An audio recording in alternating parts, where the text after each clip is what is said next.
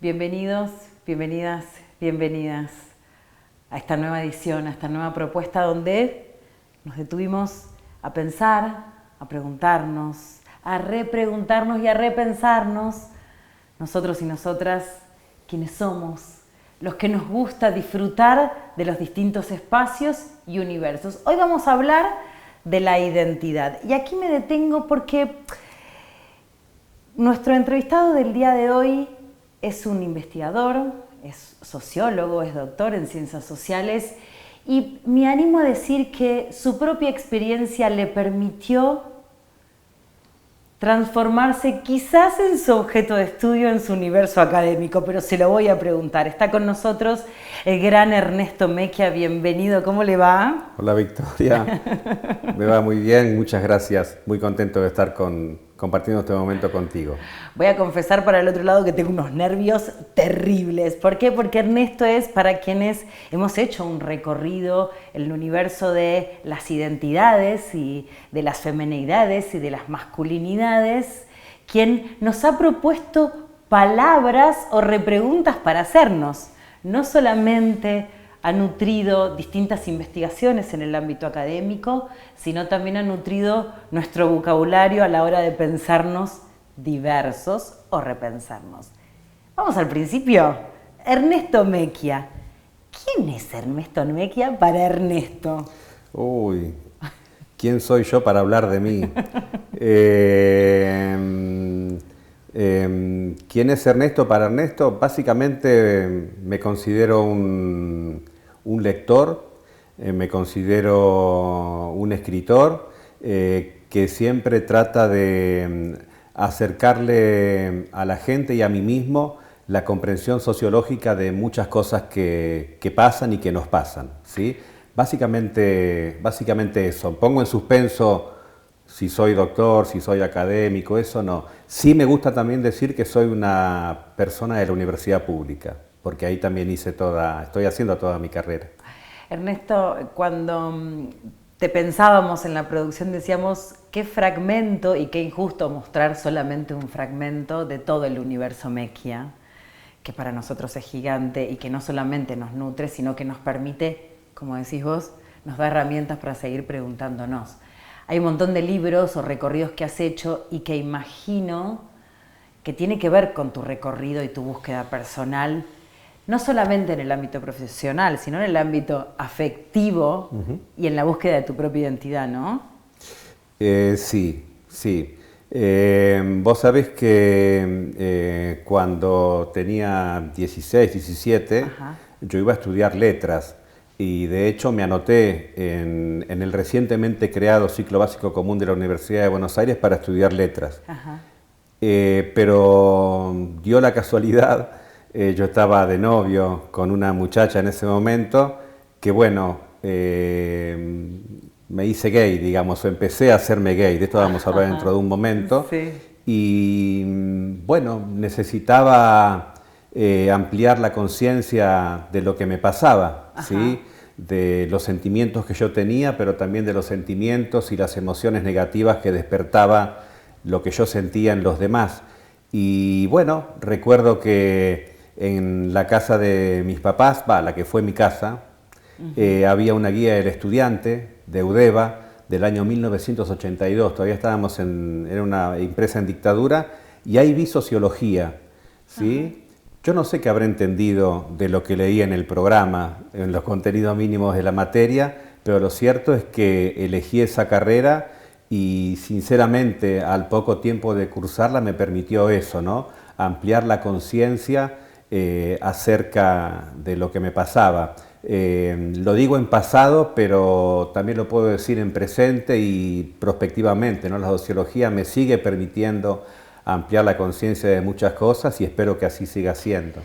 Tu objeto de estudio o aquello que, digo, simplemente para traerlo como objeto académico porque es tu universo donde justamente contás, narrás y nos propones también que nos espejemos de ahí, tiene que ver con esto de la construcción de la identidad homosexual, sobre todo de las masculinidades homosexuales o las identidades por fuera de la heteronorma, ¿no es cierto?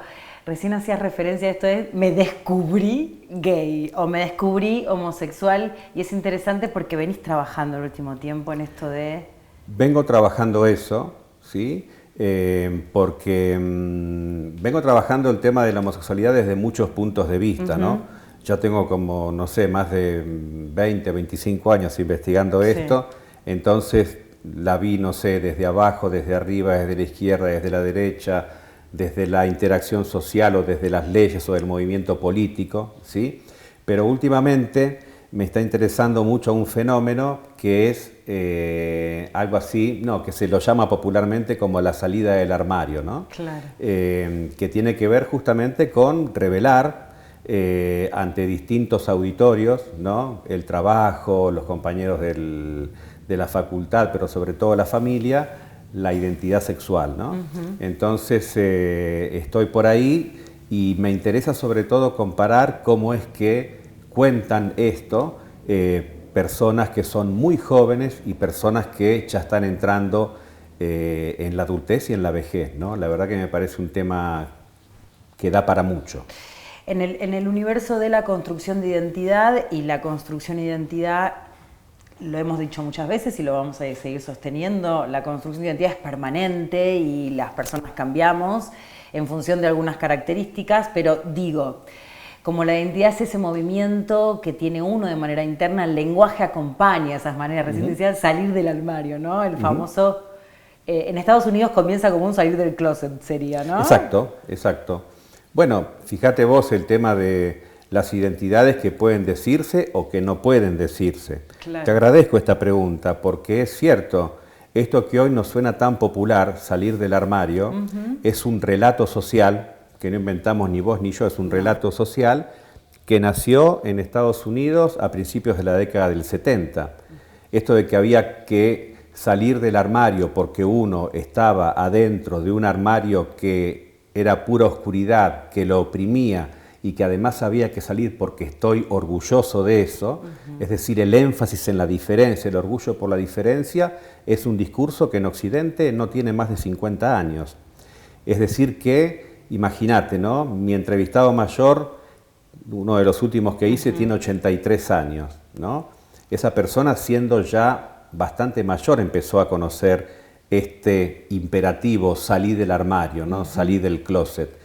Es interesantísimo preguntar y conversar sobre cómo se vivía antes, ¿no? Porque mi generación, las generaciones más de ahora, no la actual, nacen y cuando descubren, ¿no? esta sensibilidad, tienen el salir del armario como un horizonte. No las actuales, pero sí la gente que ahora tiene 50, 60, ¿no? En su momento decían, bueno, en algún momento, más tarde o más temprano, voy a salir, ¿no? Era como una brújula identitaria, pero la gente anterior...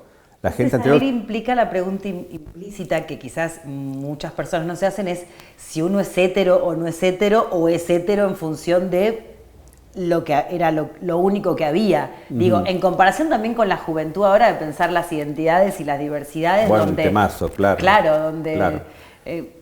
Pero mira, lo primero que podríamos decir es que probablemente, ¿sí?, la gente que vivió hasta antes de que nazca este relato social de la salida del armario, nunca supo que estaba dentro de un armario, de un tenebroso armario que había esculpido el heterosexismo. Estaría fantástico seguir investigando cómo eran esas otras vidas sin ese horizonte que te prometía, digamos, la salida del armario. Se ha investigado poco sobre esto. Fíjate vos que la gran mayoría de la narrativa cinematográfica, televisiva, justamente se ocupa de esto, de personas que tienen eso en el horizonte, ¿no? Claro. Salir del armario. Como instancia de liberación, como instancia... Bueno, claro, la narrativa es... Como objetivo final sería eso lo que pienso. Absolutamente, ¿sí? Porque ese relato nace, digamos, con esa cuestión, ¿no? Una cuestión de redención, una cuestión de liberación, ¿no? Pero bueno, esa cuestión de liberación llevaba un trabajo enorme sobre sí mismo. Porque vos imaginate en los años 80, 90, que a una persona de 30 o de 40 años, gay, le digas, ¿no? Habiéndose socializado primero en dictadura, tenés que salir del armario.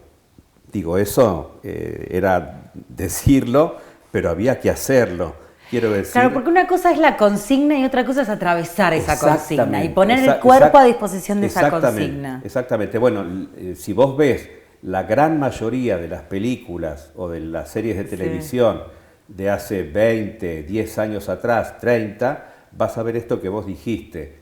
Acá tengo la consigna de salir del armario, bueno, ahora pongo mi cuerpo. Y ahí lo que tenías era una especie de vía crucis, una cuestión de salida etápica, varias veces sufriente, porque a veces revelabas tu orientación sexual ante una persona equivocada y ahí se te cerraba una posible esfera de interacción social, y otras veces revelar la orientación sexual en la familia tenía malos resultados, ¿sí? Muchas veces, justamente, la salida del armario se asociaba con el sexilio, ¿no? Es decir, típico de la narrativa occidental sobre los gays. ¿Qué es el sexilio, Ernesto? El sexilio, dejar la comarca, dejar la aldea e irte a la gran ciudad, donde el anonimato de alguna manera te permitiría, fíjate qué paradoja, ¿no? El anonimato, revelar tu identidad. Claro. ¿No? A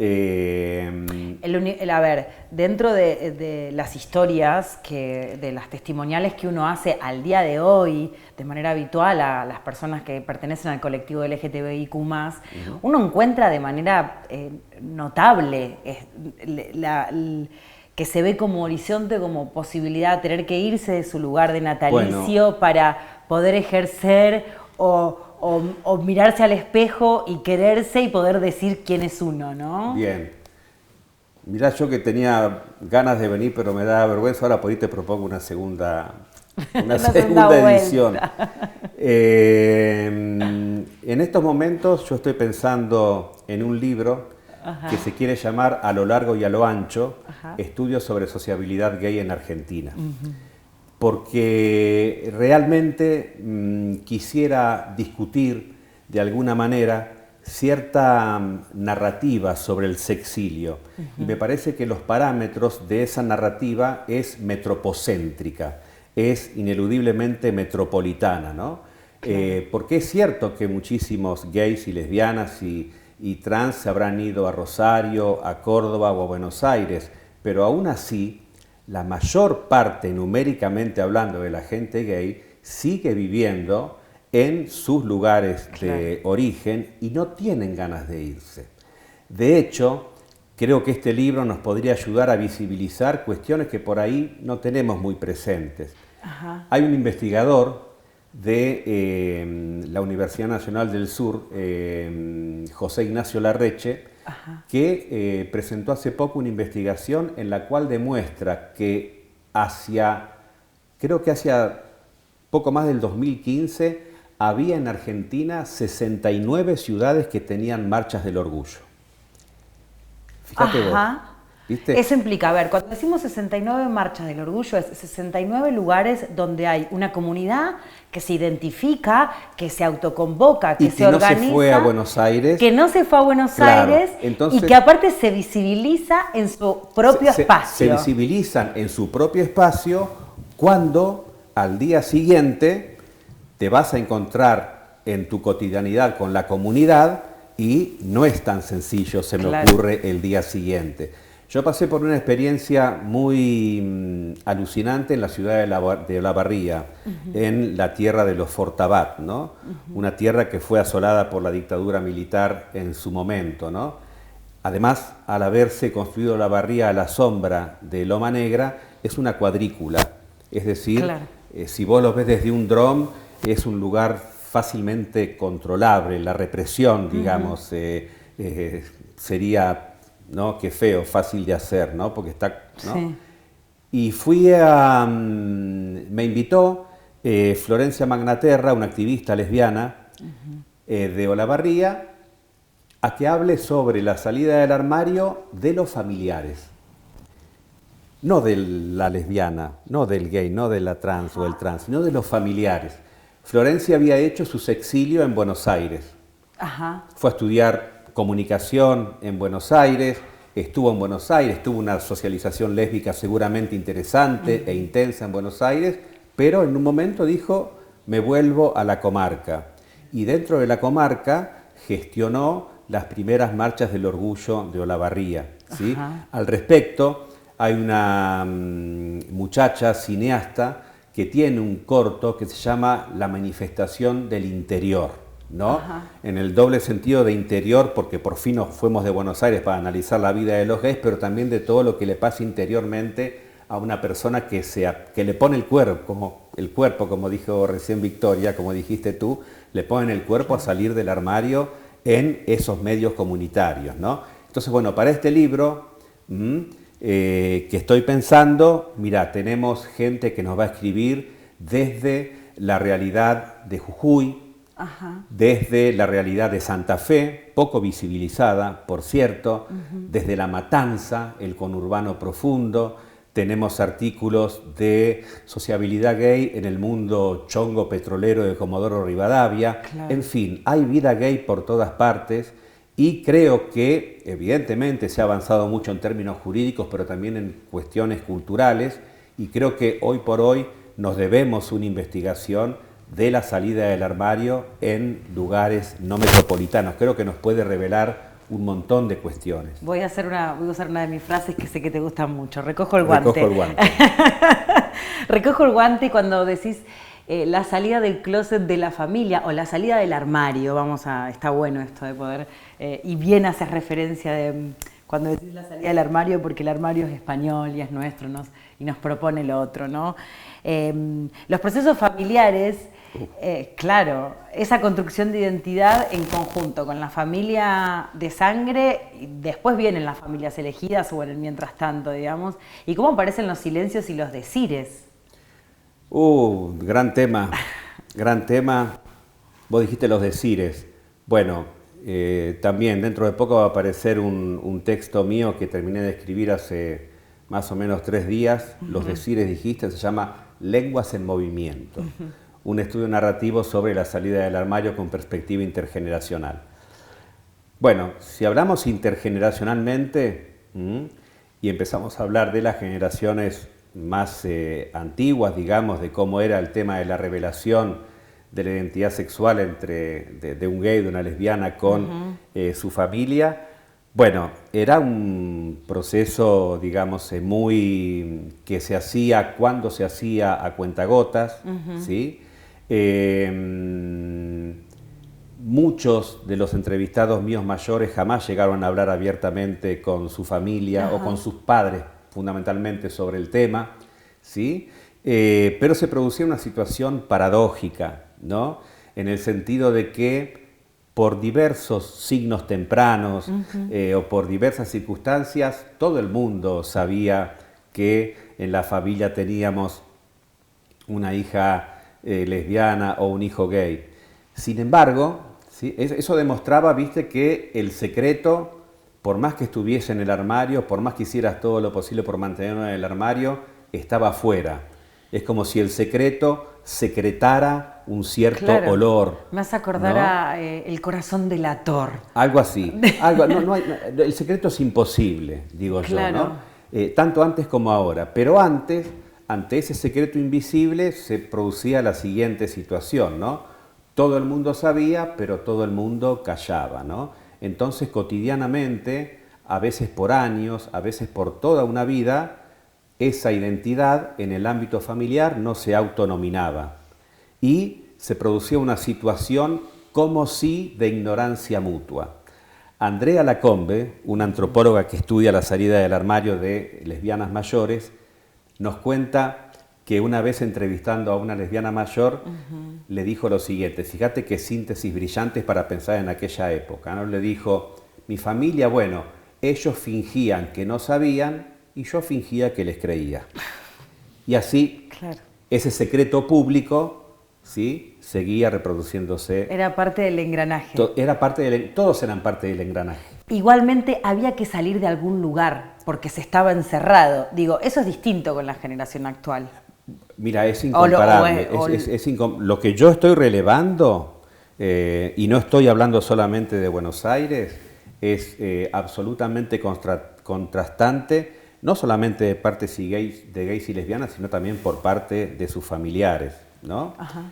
Vos imaginate en ese contexto que te digo, una persona que tiene 83, pensala 40 años atrás, recién empezaba la democracia, estamos a 40 años de la reinauguración de democracia. ¿Qué podía leer? ¿Qué podía ver?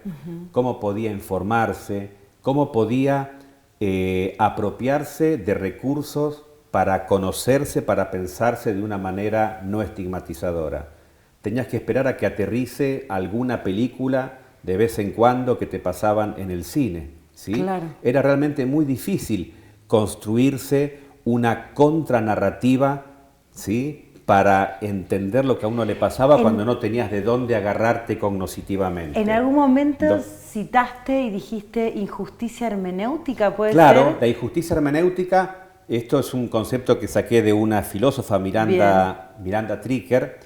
Existe injusticia hermenéutica cuando un grupo social no tiene herramientas suficientes para comprender su propia experiencia social.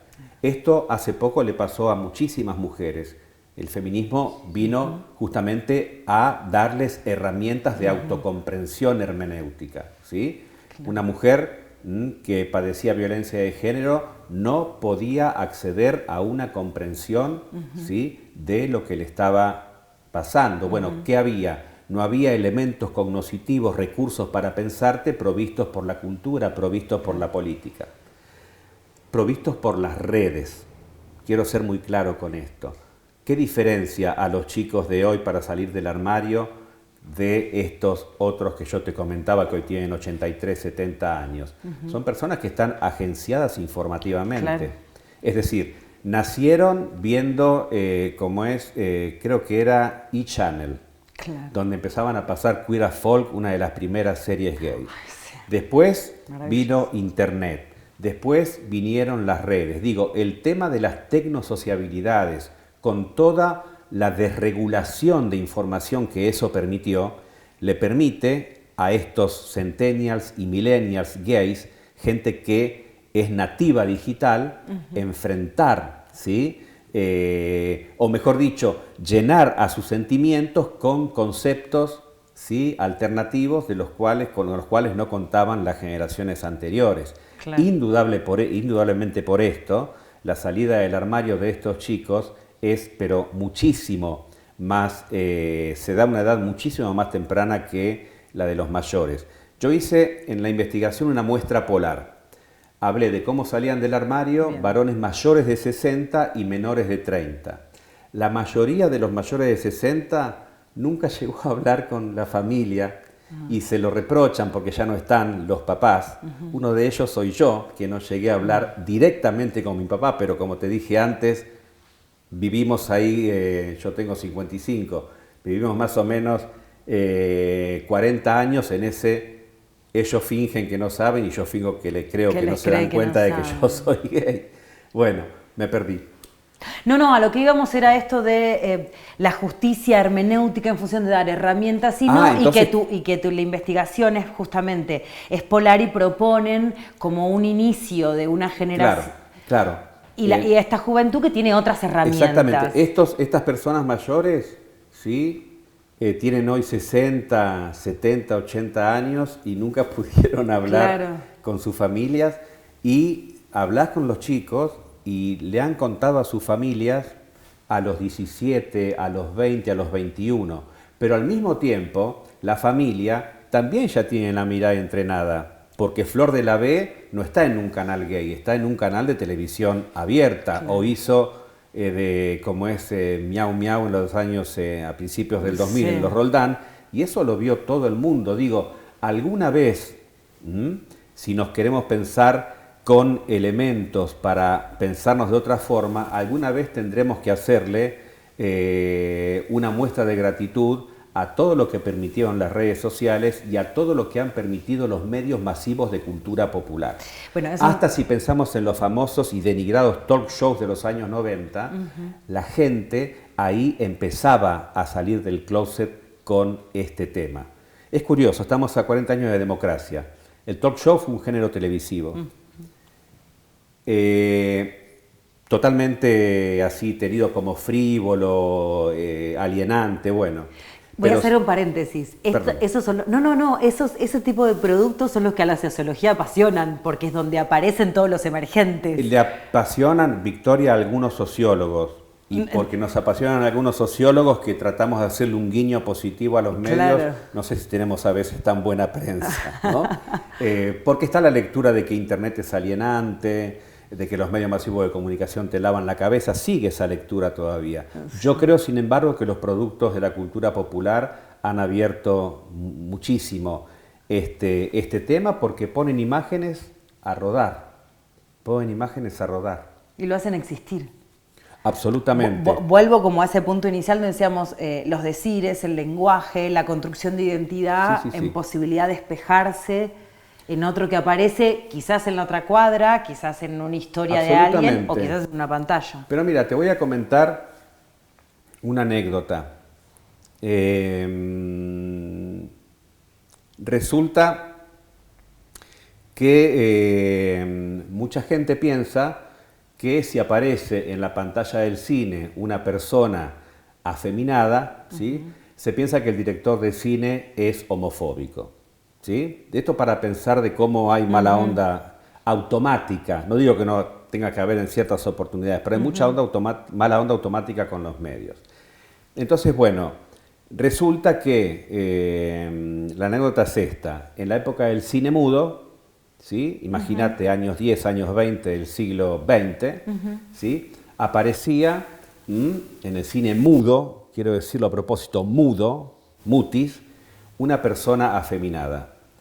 Yo, en vez de pensar directamente en qué intención habrá tenido el director, si habrá sido homofóbico o no, yo pienso en aquel contexto donde nadie hablaba de nada, qué puede haber significado para un gay de aquella época sentarse en una platea, ver ahí un afeminado y pensar que no es el único afeminado que existe en el mundo. Probablemente el efecto haya sido distinto, ¿sí? Claro. No estoy solo. Bueno, después del cine mudo vinieron las palabras, digamos, ¿no? Pero creo que hay que analizar los medios de comunicación con un poco más de detenimiento y de pluralismo, digamos, teórico. La última para cerrar, ¿qué le diría ese joven Ernesto Mecchia? Recién hiciste referencia, me quedé con las ganas de decírselo a mi papá. A papá. ¿Qué le diría este Ernesto Mecchia a ese Ernesto que ya sabe del recorrido, cuando de pronto descubriste que quizás tu universo era otro, no el de la heteronorma? ¿Qué le diría mi Ernesto? Perdón, actual a tu Ernesto de ese momento, a ese que no se animó, a ese que quizás dio por sentado y fingía que creía que nadie sabía. Sí. ¿Qué le diría? ¿Qué le dirías? ¿Qué pregunta? Y le diría que la vida gay que pasó es, a pesar de todo, hermosa. Le diría eso. Y que descubrió un modo de vida que tiene mucho de mágico, de lúdico. Tenemos que hacer otra entrevista, creo, porque da para más. Pero eso le diría. Y le diría también que no se equivocó eligiendo la carrera que eligió. Gracias.